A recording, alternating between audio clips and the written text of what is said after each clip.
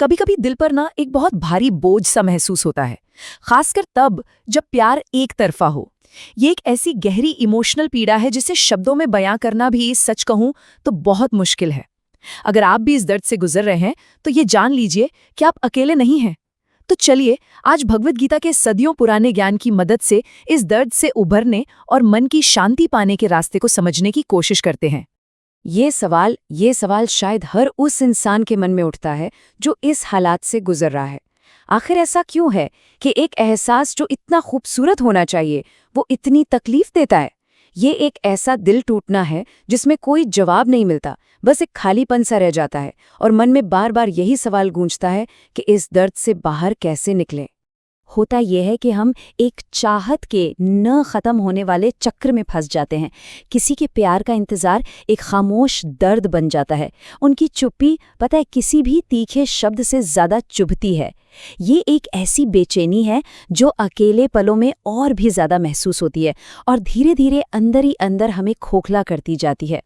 और फिर आती है ये इमोशनल एग्जॉशन। लगातार किसी के बारे में सोचना, उनकी हर बात का मतलब निकालना और बदले में अपनी भावनाओं का कोई जवाब ना मिलना, ये सब हमें भावनात्मक रूप से पूरी तरह से थका देता है।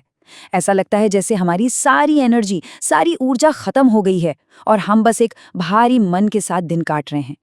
और अक्सर सबसे दर्दनाक हिस्सा ये होता है कि इस पूरे अनुभव में लोग अपनी ही कीमत पर, अपनी सेल्फ वर्थ पर सवाल उठाने लगते हैं।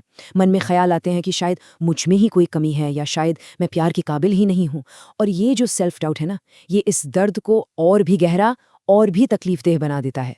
तो अब जब हमने इस दर्द को महसूस कर लिया है तो चलिए अब इसकी जड़ तक पहुँचते हैं, भगवद गीता के ज्ञान के साथ।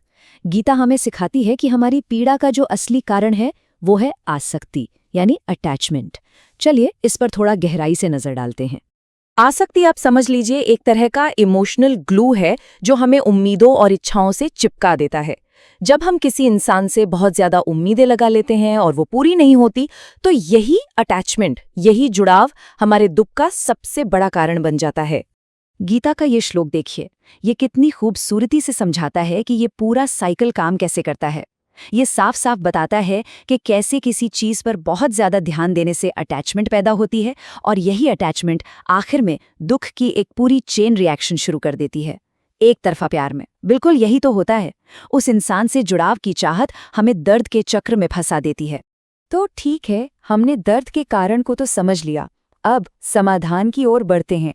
गीता हमें सिखाती है कि सच्ची खुशी और हमारा असली मूल्य किसी बाहरी दुनिया से नहीं बल्कि हमारे अपने अंदर से आता है। यहाँ दो बहुत अलग रास्ते हैं। एक रास्ता है बाहरी वैलिडेशन का, जो हमेशा बदलता रहता है, दूसरों पे डिपेंड करता है।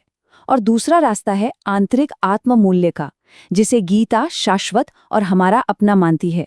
ये किसी की हाँ या ना पर निर्भर नहीं करता। इस एक बात को हमेशा याद रखिए, गीता के अनुसार हर आत्मा अपने आप में पूर्ण है, अपने आप में मूल्यवान है। किसी और की नज़र आपको कैसे देखती है, इससे आपका असली मूल्य तय नहीं होता।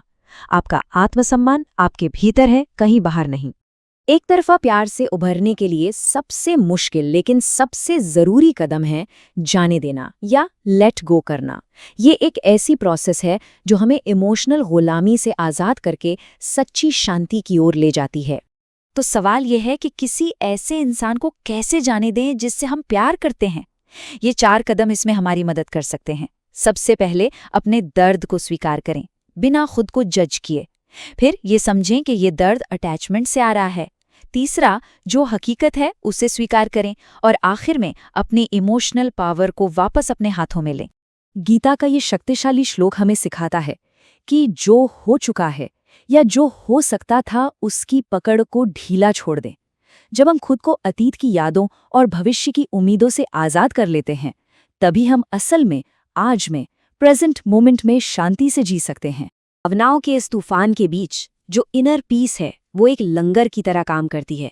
ये हमें आध्यात्मिकता के जरिए इमोशनल हीलिंग की ओर ले जाती है और सिखाती है कि कैसे अपने अंदर एक शांत कोना बनाया जाए। गीता से प्रेरित ये कुछ प्रैक्टिसेस हैं जो भावनाओं को बैलेंस करने में मदद कर सकती हैं, जैसे कि मेडिटेशन और अपने विचारों को बस देखना बिना उन्हें सही या गलत ठहराए। इन अभ्यासों से आप अपने अंदर एक शांत जगह बना सकते हैं, जहां बाहरी दुनिया का शोर आप तक नहीं पहुंचता। जरा सोचिए, क्या हो अगर ये दिल टूटना एक अंत नहीं बल्कि एक नई शुरुआत हो। ये दर्दनाक अनुभव आपको खुद को और गहराई से जानने का और आध्यात्मिक रूप से बढ़ने का एक मौका दे सकता है।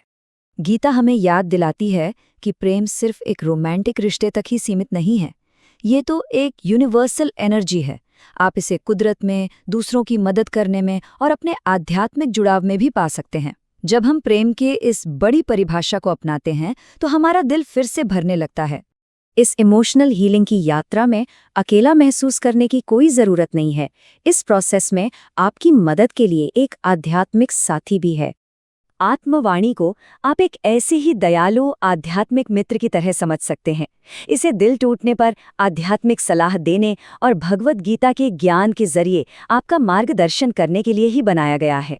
ये आपको गीता से मिली सरल सलाह देकर आपके दर्द को ताकत और समझ में बदलने में मदद करता है। एक एम्पैथेटिक बातचीत के जरिए ये आपको क्लैरिटी और सेल्फ रिस्पेक्ट खोजने में मदद करता है, ताकि आप इस मुश्किल समय से और भी मजबूत होकर बाहर निकलें।